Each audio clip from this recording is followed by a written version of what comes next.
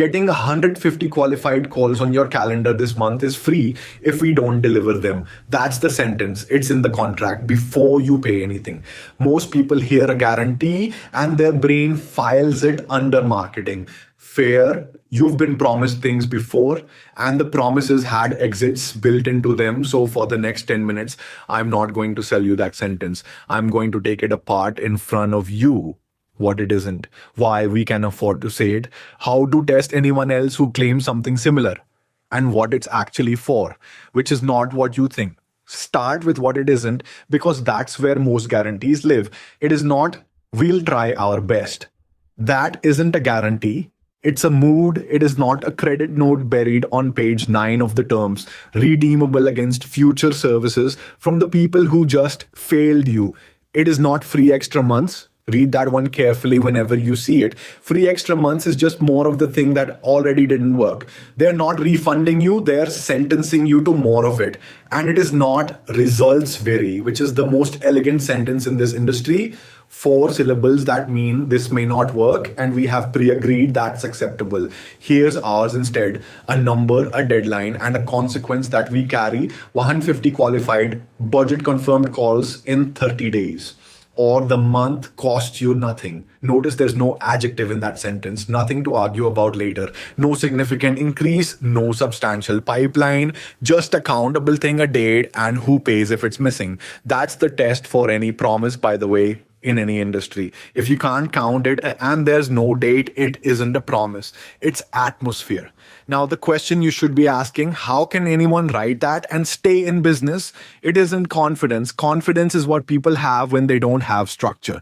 3 reasons, all of them boring, which is the point. First, selection. We only build on offers that already sell. You've closed it at your real price more than once. An unproven offer turns the number into a gamble, and I don't gamble on a clause I have to honor. So we say no to people regularly. That's not exclusivity theater. It's how the guarantee survives. Second, filtration. Our form rejects roughly 8 of every 10 applicants who touch it on purpose. That sounds like it makes the number harder to hit. It's the opposite. Filtering is what makes 150 a real number instead of a padded one, because we're never tempted to let volume in to make the report look good. Third, repetition. 119 bills. I know what this machine produces by day 21, the way you know what your program does to a client in week 6. Not hoping. Knowing, because you've watched it happen enough times, that the surprises stopped. And this is the real answer. When you control every gate in the system, the number stops being a prediction and starts being an output.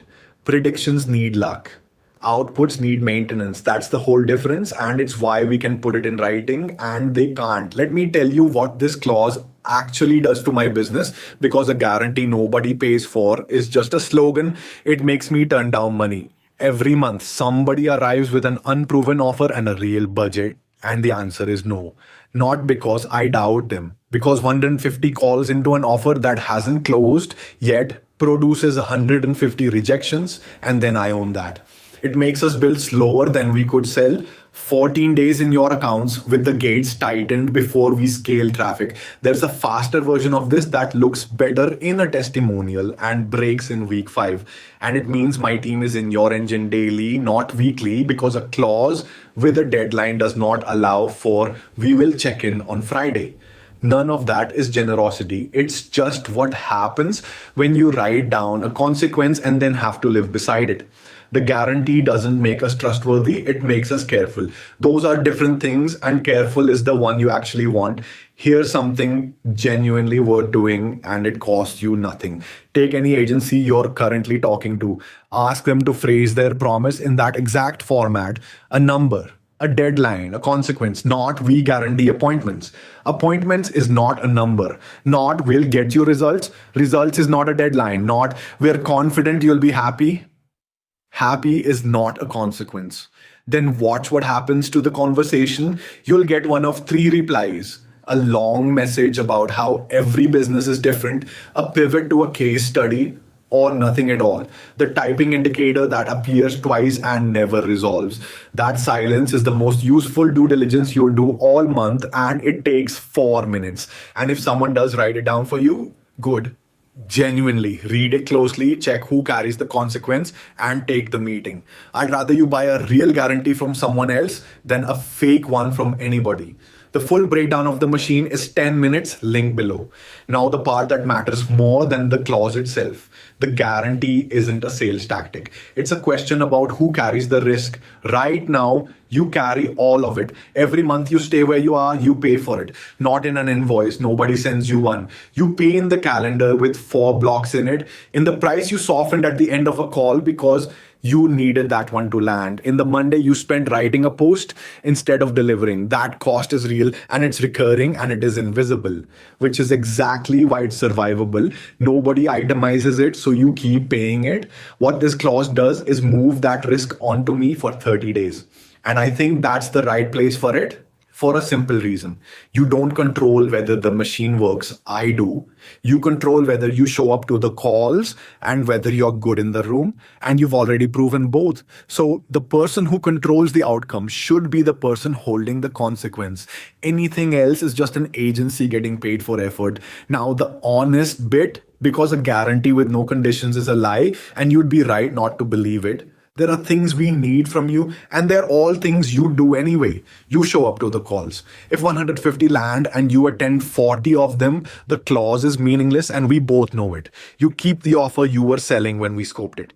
Change the price mid flight or swap the audience in week 2, and we're building a different machine than the one the number was calculated for. And you give us access to what we need in the first week: domain accounts, your real numbers. That's it. There is no clause about reasonable efforts, no requirement to post daily, nothing that lets us wriggle out on a technicality. And notice that every one of those conditions is something a serious operator does without being asked. That's deliberate. The conditions exist so the number is measurable, not so we have an exit. Read them on the call. Ask what happens in each edge case. If any answer is vague, don't sign with us or with anyone. People occasionally ask why I bother with the clause at all. The engine works.